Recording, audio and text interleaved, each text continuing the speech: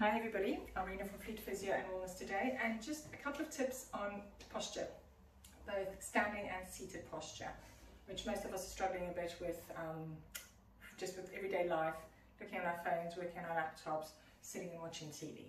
So the first thing you want to be doing, I'll stand far enough away from the camera so you can see my feet, is when I'm in a regular kind of rested posture, and my weight through the front of my feet. You can see how my body is leaning forward, and you can see the incredible arch in my lower back there, and relaxing through the front of the tummy, which makes the head relax as well. The first thing you want to do is to just bring your weight into your heels until your front of your foot is just literally floating on the floor. And what you'll see changes on there is that I'm far more upright, but you can see that arch in my lower back changing, taking the stress of my lower back, engaging through the core without me having to try and engage. It will naturally switch on. So the fronts of the feet are just resting. That's tip number one.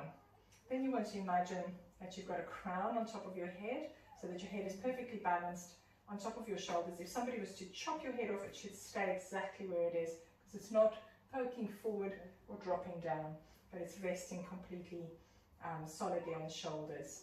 So once you're in that standing position, if you're then starting to chop vegetables, brush your teeth, anything like that, you lean forward from the hips. So you keep that lovely straight back and you just lean forward from the hips. So you don't have to drop back into it.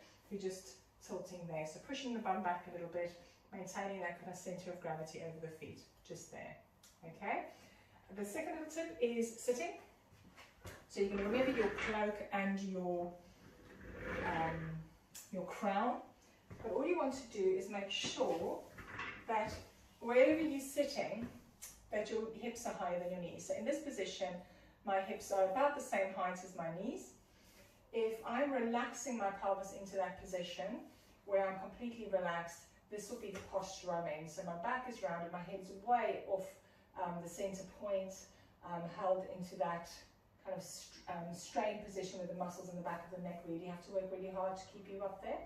So if I was to just change my pelvic position so that my bum bones are sticking straight down, get my crown and my cloak, and I'll be in that position.